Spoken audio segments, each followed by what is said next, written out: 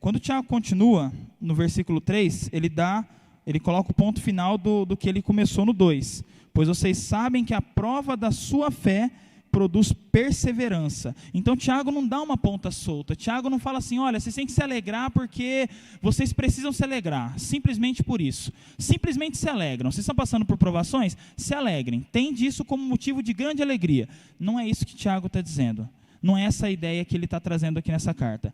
Ele quer dizer para os irmãos que passam por isso e que estão passando por isso, irmãos que estão sim sofrendo, entendendo o sofrimento desses irmãos, porque Tiago ele está escrevendo a judeus cristãos que estão dispersos, então ele sabe que está passando por provações. Ele está dizendo para esses irmãos, considerem tudo isso, e a palavra considerar aqui, ela pode ser pensada como avaliar, pondera, avalia, pondera, pensa nisso. Pensa em você estar passando por grandes provações. Imagina vocês estão passando por diversas provações. Imagina, pensa tudo isso. Agora tenha tudo isso como motivo de grande alegria. Por quê? Porque vocês vão ganhar na loteria?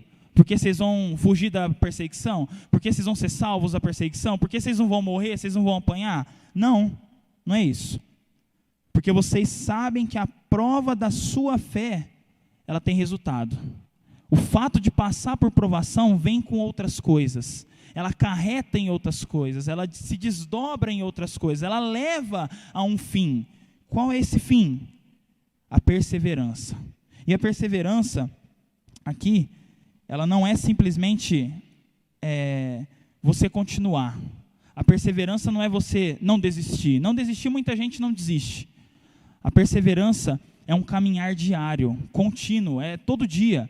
E aqui Tiago ele vem trazer um contraste entre o passar por diversas provações, o ter alegria nessas provações. Por quê? Porque isso vai gerar um resultado. Isso vai levar a algum lugar.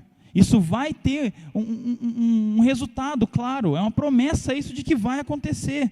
Então as provações, elas nada mais são do que testes, do que coisas que esses irmãos, nesse contexto, naquele momento, estavam passando. E essa perseguição que esses irmãos sofriam, como eu disse, não é uma perseguição leve. Eram coisas duras. A gente vê o próprio Tiago aqui, segundo o relato histórico, que ele foi morto. Ele foi martirizado. A gente vê relatos de outros discípulos que foram também mortos e também martirizados.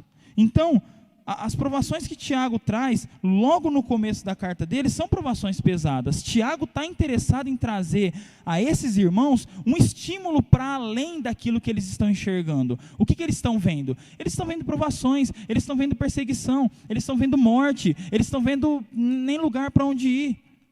Eles não estão enxergando uma saída humana para poder fugir e cuidar da própria vida.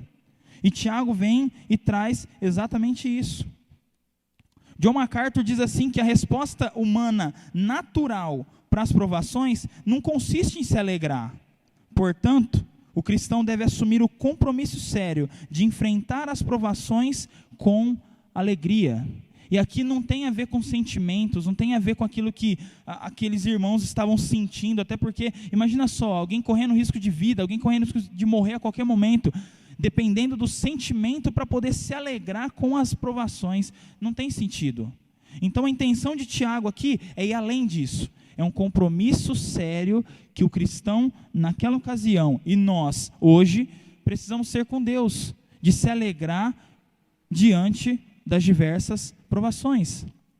Não depende daquilo que nós vamos sentir naquele momento, não depende da circunstância em que nós estamos, até porque se for para a gente usar o argumento de que depende da circunstância, como é que fica com esses irmãos?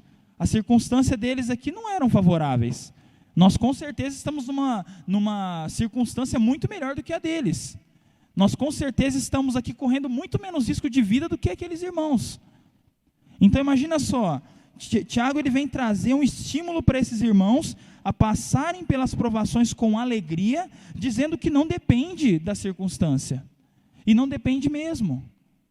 A visão de Tiago é uma visão que está além desse mundo aqui. A visão de Tiago não está limitada ao que está acontecendo. Ele está pensando para além, até porque o próprio Tiago, ele deve ter visto coisas em toda a caminhada cristã dele, que não está relatada aqui. E nós sabemos quantas e quantas coisas aconteceram em Atos, quantos cristãos foram perseguidos ali em Atos, quanta perseguição houve exatamente ali no primeiro século. Muitas perseguições aconteceram.